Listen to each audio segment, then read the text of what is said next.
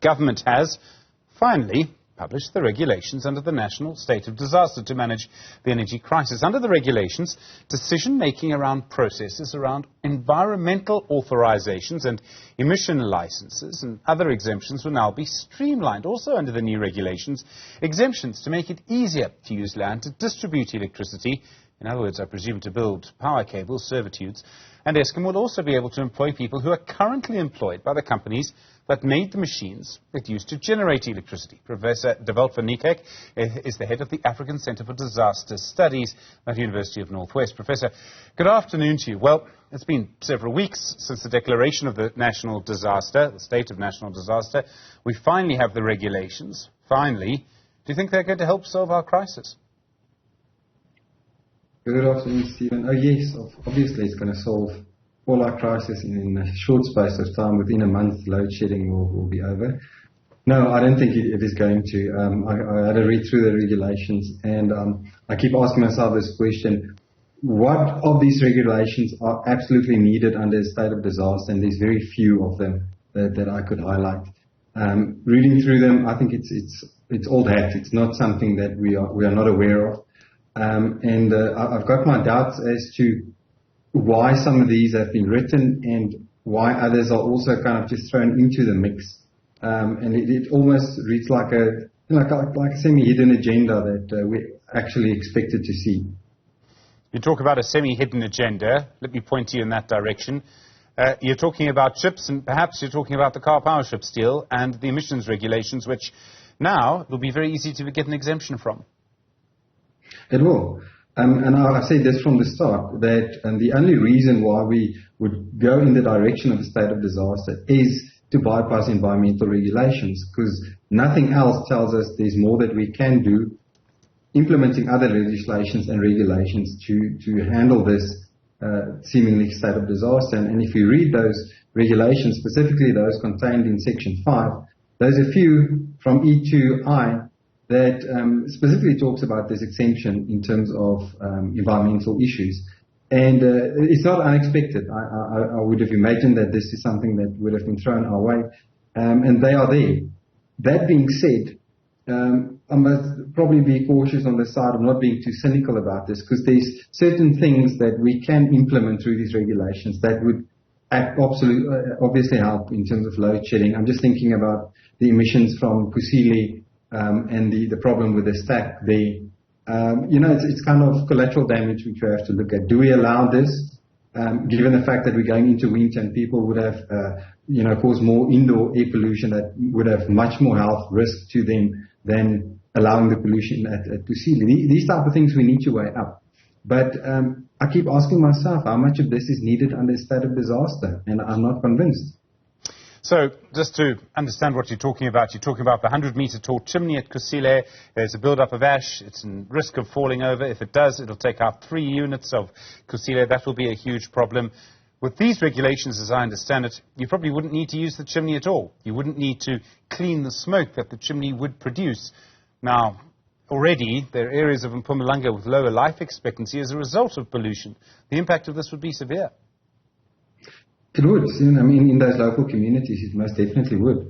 And I think the argument here is that if that is not allowed for the greater good, we might find that there's more health issues within informal settlements and people using indoor burning as a source of electricity, a source of energy, that we might even sit with a bigger problem. And there's, as with COVID arguments, there's obviously two sides to the coin. So it's a very delicate balancing act that they now need to make between that and allowing or not actually addressing the issue of air pollution around Kusile, etc. And these regulations make provision for them to look at that. So like I said, sometimes it's easy to be cynical about this, but there's still undertext that I feel very uncomfortable with. You talk about the issues which may make a difference, and one of the there's so many questions around our power crisis, but one of the issues that you could look at is the role of the energy regulator, NERSA. And there's quite a lot of regulation you have to go through if you want to build a new power station. If you want to do almost anything, you have to go through NERSA. This can take a long time. This, I presume, is going to make it easier to go through those processes. You could even bypass some of them if you wanted. Yes, and it means to streamline some of these aspects as well. Within a bureaucracy, you still sit with the bureaucrats, excuse me, bureaucrats that need to push around the papers. And how much of this will be a quick fix? If you give instruction to people to streamline certain things, they can do this. Now we have a regulation to say they must streamline things. So, how much of this will be a quick fix to what we have to do? And if we can do away with some of these regulations and some of the red tape, we still sit with this major problem of electricity that needs to be generated and put into the grid. And as we've seen, so many energy experts have weighed in on this and saying that there is no quick fix. There is no quick fix within the perceived period of this state of disaster to do anything significant. And the only thing that I see here is the possibility of car power ships coming in and providing that bridging electricity, which is at most going to help us with one stage of load shedding in any case. But that's going to tie us down into contracts for the next X decades. And that's concerning. There are issues around corruption, and the regulations specifically state that the Auditor General is supposed to do a sort of what they call, I think the phrase is a live audit of money that is spent. Is that enough to prevent corruption? I don't know, Stephen, what happened in COVID? Wasn't the Auditor General involved in that as well? And we still saw people with their hands in the cookie jar. Yes, Auditor General can do as much as they can. They're also under-resourced.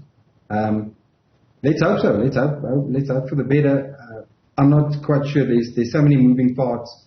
If we listen at what the writer said in his interviews, it's kind of shocking to think that how deep problems could lie within in our society. And the Auditor General being able to identify and manage all of those things, I don't think that's 100% possible. Surely when it comes to the procurement under these specific regulations, that could be done. I'm sure that is a process that they can put in place. But hopefully that is enough to kind of stop some of these graft that we see emanating from states of disasters. Professor Van Niekerk, we've got the regulations, we've got the national state of disaster. So the regulations are published under the national state of disaster. It's declared because it's a moment for extraordinary measures. Can decisions made under these regulations, so can a decision, for argument's sake, to remove some of the smoke cleaning technology from an Eskom stack, could that still be challenged in court? It can. And I'm sure it's going to be challenged. There's a lot of environmental issues here that I can assure you that some of the environmental impact groups are already on it, and they're most probably already looking at challenging these regulations. The idea of a state of disaster, and I've said it so many times, is to bring in extraordinary measures that normal legislation does not cater for. We are now bypassing legislation which are necessary, that's been there for many, many years, in order to get certain things done. And it's going to have an environmental impact, because if you bypass these regulations, this is why they have been put in place. And we must ask ourselves the question, is this an absolute necessity for the current state that we are in? In other words, is the environmental impact assessment the thing that hinders getting electricity into the grid? I don't think it is. It's a very easy way to obviously shorten a process to be doing what the state of disaster intends to do now. But it's still there, and it's still a regulation that does something. And it then therefore stands in contrast with Section 2 of the Disaster Management Act that says the Act doesn't apply if any other legislation makes provision for the problem. So it's this contradiction that is definitely going to be challenged within the courts. So the national state of disaster was declared and announced, or the declaration of it was announced, if I've got the words and the language and the law around it correctly, at the State of the Nation address, which was almost 3 weeks ago now, 2 weeks ago at least. Now we have the regulations finally only published now. The fact that there was such a delay between when the national state of disaster was declared and when the regulations were actually published, is that going to make it easier for someone to challenge the whole thing, the whole declaration? Oh, yes. No, most definitely. I think one of the cases already within the court system is, I think it was from OTA that I saw, that is challenging that exact thing, is how important and how significant was declaring the state of disaster, and now we sit back and we don't see regulations.